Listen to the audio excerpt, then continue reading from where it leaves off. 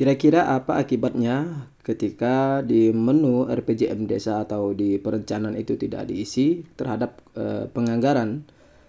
Nah, kalau kita lihat di sini, maka kegiatannya tidak muncul, sehingga kita tidak bisa melanjutkan untuk input penganggaran.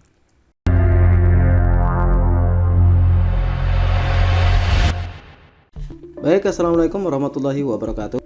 Bertemu kembali bersama saya. Di dalam video kali ini saya akan mencoba memberikan sedikit gambaran kepada kawan-kawan, khususnya kepada operator Syscodes, tentang bagaimana langkah-langkah input ataupun penggunaan aplikasi Syscodes versi 2.07 ini untuk APBDes tahun anggaran 2025. Nah, untuk di versi 207 ini ada beberapa fitur yang mengalami penambahan ataupun perubahan, terutama di beberapa menu, khususnya di bagian input perencanaan dan penganggaran.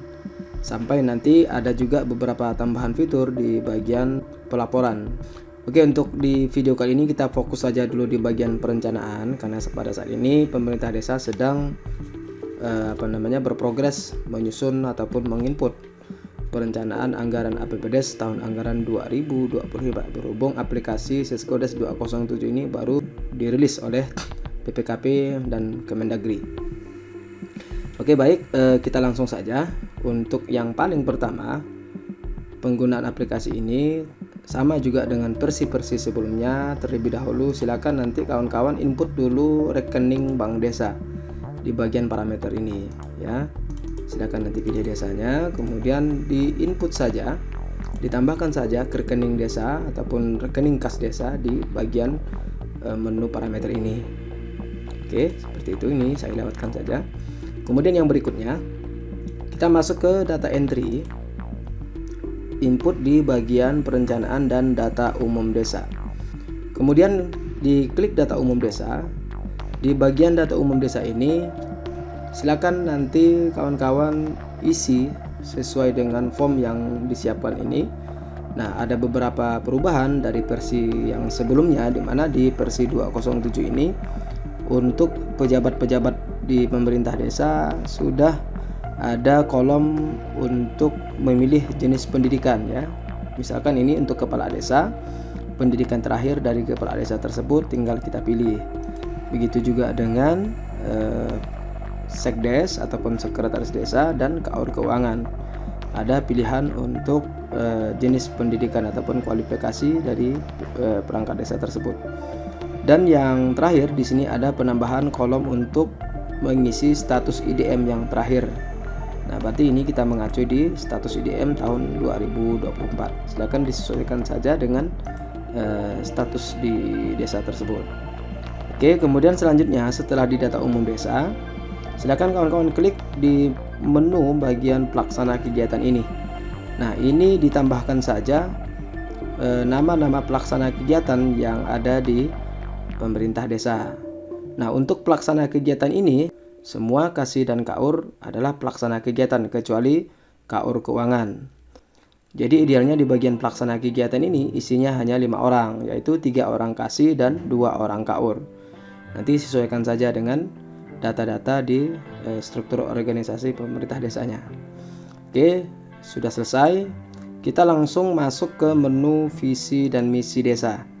Ini acuannya silakan buka dokumen RPJM desa. Nah, untuk tahun RPJM kita coba tambahkan. Anggap saja di sini RPJM-nya periode 2020 sampai 8 tahun 2027. Oke. Kemudian untuk uraian visi ini silakan di input ataupun diketik visi di desa tersebut ataupun visi kepala desa. Sumbernya bisa diambil di bab 3 di dokumen RPJM, atau silakan nanti kawan-kawan buka saja aplikasi tahun 2024, tinggal di copy di bagian uraian visi ini. Misalnya kita ketikkan di sini contoh saja, kira-kira seperti ini. Ini contoh saja. Kemudian nomor RPJM anggap saja nomor 01 untuk tanggalnya 31 Maret 2020 ya, contohnya seperti ini. Kemudian selanjutnya di bagian misi. Nah, di bagian misi ini silakan nanti ditambahkan saja sesuai dengan uraian yang ada di lampiran bab 3 di dokumen RPJM, atau silakan kopikan di versi 2024 untuk uraian visinya biar kita tidak mengetik dari awal. Nah, ini hanya saya contohkan saja di nomor 1, kemudian untuk tujuannya ada 1 juga, dan berikutnya di sasaran juga ada 1. Nah, kenapa ini penting diisi? Ini nanti akan muncul pada saat kita mengisi di bagian RPJM ataupun di bagian RKP tahunan. Oke, kita langsung saja ke menu RPJM Desa. Nah, ini saya contohkan sudah ada penambahan 2 bidang ya. Nanti kalau untuk menambah bidang yang lainnya tinggal diklik tambah, pilih kode bidang, silakan bidang yang ketiga, kemudian simpan. Nah, kemudian di bidang yang pertama ini anggap saja kita masukkan sub bidang tentang penyelenggaraan siltap tunjangan dan operasional pemerintahan desa. Kemudian kita coba tambahkan sub bidang yang kedua, misalnya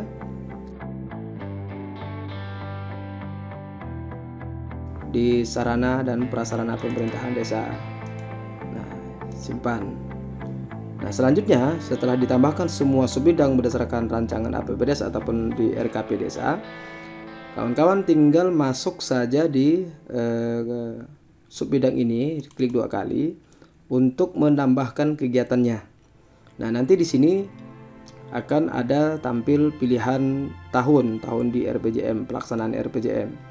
Oke, kita langsung klik tambah, kemudian pilih kode kegiatan. Anggap saja ini kita pilih kegiatan yang pertama, penyediaan sarana aset perkantoran. Nah, kemudian di Renstra ini akan tampil ketika kita tadi isian di bagian visi dan misi. Nah, jika di bagian visi dan misi tidak kita isi, maka nanti di bagian sasaran Renstra ini tidak akan tampil dan inputan tidak bisa dilanjutkan. Kira-kira seperti itu keterkaitannya. Oke, kita pilih misalnya ini. Kemudian lokasi, ketik saja lokasi desa, nama desanya misalnya. Selanjutnya di keluaran ini adalah output dari kegiatan tersebut. Katakanlah di sini tentang aset ya, tersedianya aset desa. Ini contoh saja ya kawan-kawan, nanti silakan disesuaikan saja. Kemudian sasaran dan manfaat kita anggap ini masyarakat. Nah, untuk tahun pelaksanaan, karena RPJM sekarang berdasarkan Undang-Undang Nomor 3 itu sudah 8 tahun masa jabatan kepala desa, maka semua tahun ini silakan saja dicentang. Tidak masalah ya. Atau nanti silakan pilih di tahun keberapa pelaksanaan RPJM-nya. Bisa saja hanya di tahun yang ke-5 atau di tahun yang ke-6, bahkan tahun ke-7 dan seterusnya. Disesuaikan saja dengan periode RPJM yang tadi di awal diisi. Kemudian selanjutnya dicentang bagian swakelola. Nah, oke, kalau sudah kita simpan. Selanjutnya sekali lagi klik 2 kali di bagian kegiatan. Di sini kita tambahkan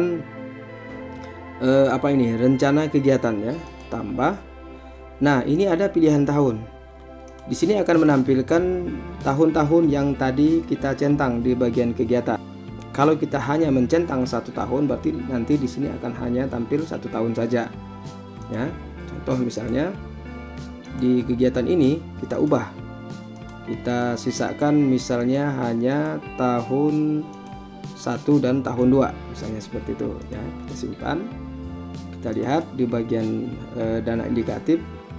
Di sini akan tampil hanya 2 baris ataupun 2 tahun saja sesuai dengan centang yang tadi kita buat di awal. Oke, kira-kira seperti itu. Kita kembalikan lagi ke awal.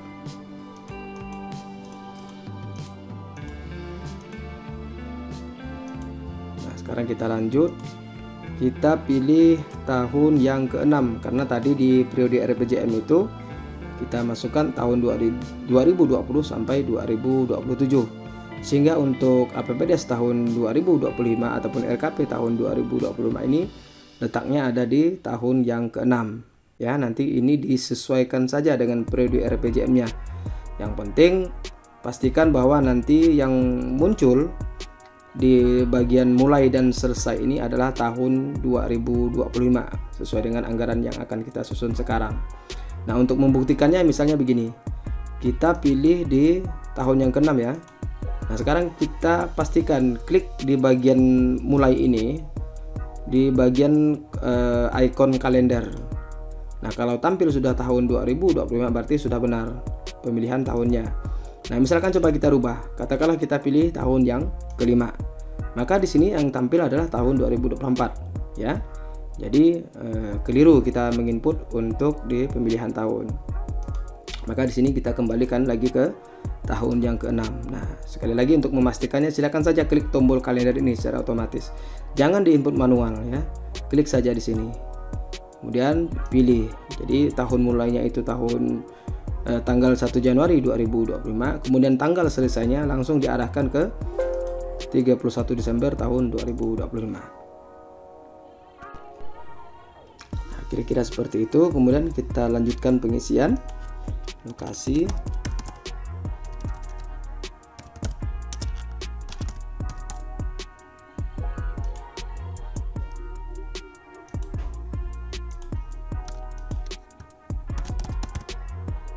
Untuk sasaran nanti sesuaikan saja, misalnya ini 10 orang. Ini contoh saja ya kawan-kawan. Kemudian pelaksana kegiatannya, karena ini di bagian pemerintahan, kita pilih di kasih pemerintahan. Untuk pola kegiatan swakelola, untuk biayanya disesuaikan ataupun diisi sesuai dengan yang ada di rancangan RKP desa ataupun di rancangan APBDes. Anggap saja di sini kita masukkan 25 juta. Untuk waktu misalnya 12 bulan. Langsung kita simpan. Nah, kira-kira begitu untuk tata cara ataupun alur mengisi di bagian RPJM ini. Nah, nanti data yang kita input di bagian RPJM ini akan menjadi acuan pada saat kita melakukan input penganggaran. Nah, ketika di RPJM ini tidak kita input atau kita kosongkan, maka nanti kendalanya kawan-kawan tidak bisa melanjutkan menu penganggaran ataupun tidak bisa melanjutkan input penganggaran. Nah, coba kita langsung masuk ke bagian penganggaran. Anggap saja untuk input RPJM desa sudah selesai dan langkah-langkahnya seperti tadi, silakan nanti kawan-kawan lanjutkan saja sampai ke bidang-bidang seterusnya. Kita langsung masuk ke data entry, kemudian kita klik penganggaran, kemudian isian data anggaran. Nah, sekarang kita sudah berbicara untuk input anggaran atau input APBDes ya, input APBDes di Siscodes. Yang pertama-tama kita klik kegiatan. Oke, sekarang kita coba tambahkan di bidangnya terlebih dahulu. Kita tambahkan tadi bidang pemerintahan, kita pilih, kemudian simpan. Selanjutnya klik 2 kali di bidang pemerintahan ini, tambah, kita pilih sub kegiatan. Nah, tadi di RPJM desa kita input di bagian sarana prasarana ya. Kita ambil contoh ya di bagian sarana prasarana. Kita pilih, kemudian simpan. Selanjutnya klik 2 kali sekali lagi. Nah, kemudian di bagian kegiatan ini, di bagian tabulasi kegiatan, nah disinilah nanti akan tampil jenis-jenis kegiatan yang sudah kita input di bagian RPJM. Nah, kita contohkan misalnya tambah. Nah, langsung di bagian kode kegiatan ini silakan kawan-kawan klik saja di tulisan RKP ataupun tombol RKP yang ada di sebelah kanan untuk memunculkan daftar kegiatan yang tadi sudah kita input di bagian RPJM. Maka di sini kawan-kawan langsung klik saja sehingga nilai pagunya sudah terisi secara otomatis, waktunya sudah terisi, lokasinya sudah terisi, kemudian nama kegiatannya juga sudah terisi. Jadi kita tidak perlu lagi mengetik secara manual, tinggal lanjutkan saja bagian-bagian yang lain yang belum terisi. Misalnya di bagian volume keluaran ini kita buat misalnya 1 paket ya, kita simpan. Nah, kemudian kita lanjutkan klik 2 kali.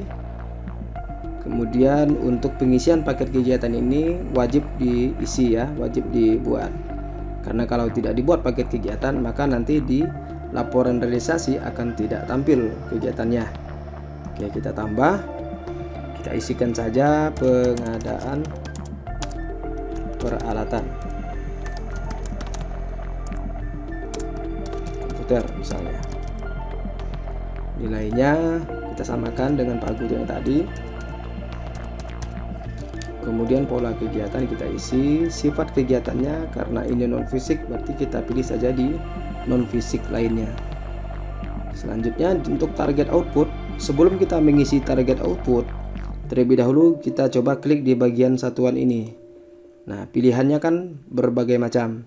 Karena kita memilih subkode rekening kegiatan pengadaan sarana aset desa, dan di paket kegiatannya kita memilih komputer, maka kita pilih di bagian komputer. Nah, sehingga di sini kan ada unit.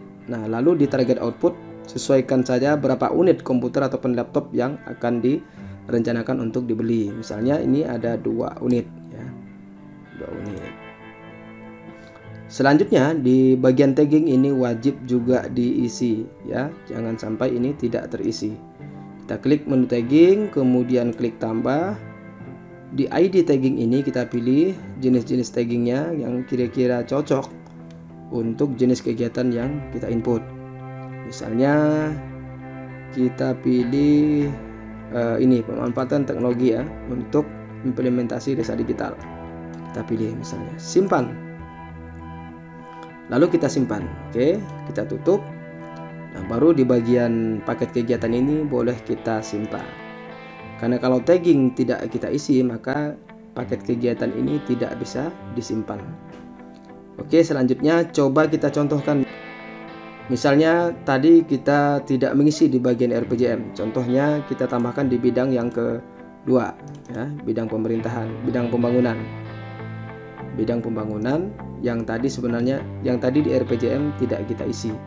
Apakah bisa kita lanjutkan untuk input anggaran? Oke, kita pilih coba. Kemudian kita tambah subkegiatannya bidang pendidikan. Nah, lalu di bagian ini kita buktikan apakah akan tampil jenis kegiatan atau tidak kalau kita tidak mengisi di bagian RPJM. Kita klik tambah seperti yang tadi. Lalu kita klik di tombol RKP ini seperti tadi. Nah, maka di sini akan kosong, tidak menampilkan jenis-jenis kegiatan yang bisa kita pilih. Karena tadi di bagian RPJM tidak kita input. Jadi kira-kira akibatnya akan seperti ini ya. Makanya untuk di aplikasi Syscodes tahun 2025 ini di versi 207 input menu perencanaan itu sangatlah penting. Nah, jadi harus diselesaikan terlebih dahulu perencanaan desa di bagian RPJM, visi misi dan seterusnya. Baru nanti kawan-kawan bisa melanjutkan input anggaran. Oke, kira-kira seperti itu. Sekarang coba kita lanjutkan ke menu yang berikutnya. Anggap di kegiatan sudah selesai. Nah, nanti dilanjutkan saja di input pendapatan desa seperti dana transfer, dana PAD dan pendapatan lainnya, misalnya ditambahkan saja di sini. Lalu misalkan kita tambahkan lagi ya. Ini ada 2 sumber, kita tambahkan 1 sumber lagi untuk dana transfer dan dana desa. Kita tinggal pilih simpan, lalu klik 2 kali, kita tambah lagi, beri keterangan di uraian ini dana desa. Kemudian nilainya ini 1 tahun, anggap saja nilainya 500 juta.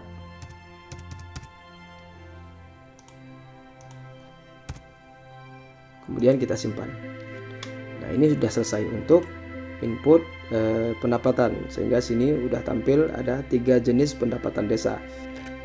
Nah, untuk bunga bank ini silakan diisi saja untuk direncanakan dan diperkirakan untuk pendapatan bunga bank selama 1 tahun berdasarkan tahun-tahun sebelumnya. Ini hanya sekadar rencana saja ya, hanya rencana dan perkiraan. Nanti realisasinya tetap menyesuaikan dengan input ataupun mutasi di buku rekening bank. Oke. Selanjutnya setelah input pendapatan, barulah kawan-kawan bisa melanjutkan di bagian input belanja. Nah, kalau untuk input belanja ini saya pikir tidak terlalu jauh berbeda dengan versi-versi tahun sebelumnya. Silakan dilanjutkan saja input RAB-nya yang kita peroleh dari dokumen RKP yang sudah final dan disesuaikan dengan ketentuan-ketentuan regulasi terbaru tahun 2025 terkait dengan penyesuaian satuan harga, kemudian satuan biaya dan seterusnya. Silakan nanti diinput saja. Kemudian yang berikutnya adalah penginputan saldo ataupun silpa tahun sebelumnya di bagian pembiayaan 1. Ini menu pembiayaan 1 adalah untuk menginput silpa tahun sebelumnya yang ada di rekening kas desa. Saya contohkan, misalnya kita tambah, kita pilih penerimaan pembiayaan dan kita pilih kode rekening yang di atas 611 ini untuk input silpa tahun sebelumnya. Oke. Nah, kemudian di bagian menu rincinya, silakan kawan-kawan rincikan saja semua jenis silpa berdasarkan sumber dana. Kita contohkan misalnya silpa ADD, lalu sumber dana ADD. Kemudian kita tambah rincian yang kedua, silpa dana desa.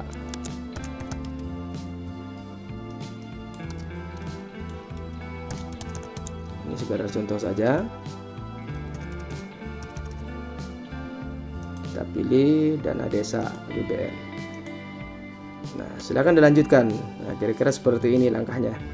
Lanjutkan sampai ke sumber dana yang lain, disesuaikan dengan silpa yang ada di rekening desa saat tutup buku, dan pastikan jumlahnya ini sama dengan jumlah saldo rekening koran pada saat kita penutupan buku di per 31 Desember ataupun mungkin di akhir tahun ini ya.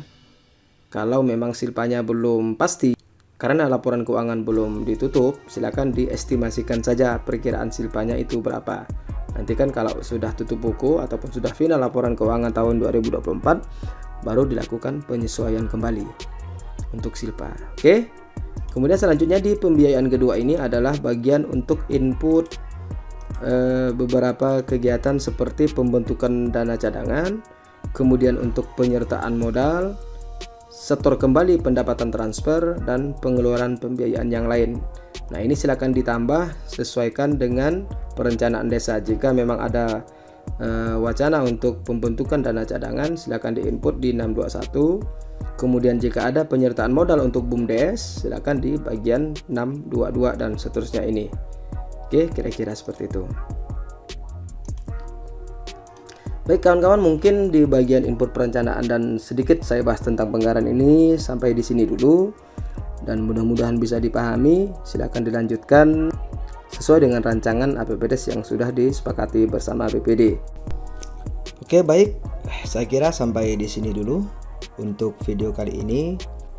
Terima kasih sekali lagi bagi kawan-kawan yang selalu mensupport channel ini, dan silakan like dan bagikan jika video ini bermanfaat. Sampai ketemu kembali di video-video saya selanjutnya. Assalamualaikum warahmatullahi wabarakatuh.